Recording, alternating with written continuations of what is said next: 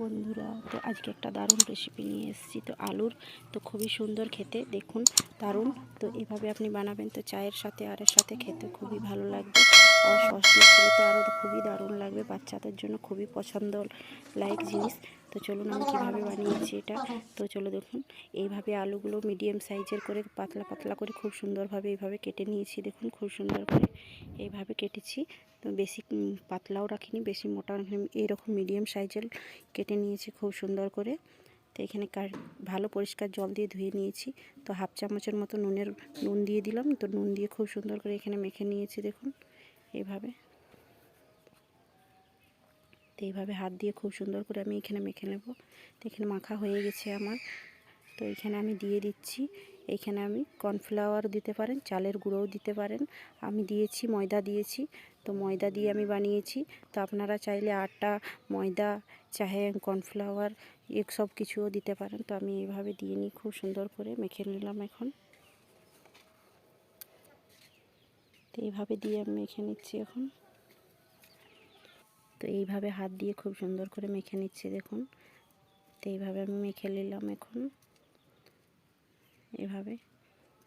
তো এইভাবে দেখুন, উপর থেকে আরও 2 চামচের মতো দিয়ে দিয়েছি আমি ময়দা। তো ময়দা দিয়ে খুব সুন্দর ঝুরঝুরে ভাবে করে নিয়েছি এইভাবে। তো চলে যাব কড়াইয়ের দিকে। তো কড়াইয়ের মধ্যে আমার তেল গরম হয়ে গেছে। তো এখন আমি তেলের মধ্যে এখন দিয়ে দেব।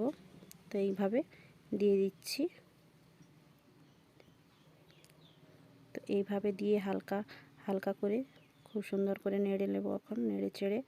আর যতক্ষণ না লাল লাল হয়ে যাচ্ছে, একটু মুচমুচে ভাবের, তো ততক্ষণ আমি ভেজে নিচ্ছি এখন এইভাবে। তো এইভাবে আপনারা অবশ্যই ট্রাই করবেন। তো এইভাবে আমি লাল লাল করে ভেজে নিয়েছি। তো এইভাবে লাল লাল করে খুব সুন্দর করে এখানে ভেজে নিচ্ছি দেখুন। তবে তেলের থেকে এখন আমি তুলে নিচ্ছি। তো এখানে তুলে নিয়ে আবারও এইভাবে ভেজে নেব এখন। তো এইভাবে আবারও ভেজে নিয়েছি এইভাবে। তো খুব সুন্দর করে ভেজে নিচ্ছি। অল্প বিট নুন গুঁড়া দিয়ে দিচ্ছি, আর তার সাথে দিয়ে দিচ্ছি চাট মশলা, আর তার সাথে একটু লঙ্কার গুঁড়ো দিয়ে খুব সুন্দর করে আমি এখানে একটু হাত দিয়ে মিক্স করে নেব। তো খুব সুন্দর করে মিক্স করে নিয়েছি। তো এখানে আমার রেসিপিটি কেমন হয়েছে অবশ্যই লাইক শেয়ার কমেন্ট করবেন। আর যারা ফেসবুক থেকে দেখছেন তারা শেয়ার করতে ভুলবেন না বন্ধুরা। তো অবশ্যই আমার রেসিপিটি যদি ভালো লেগে থাকে তো অবশ্যই লাইক শেয়ার কমেন্ট করবেন।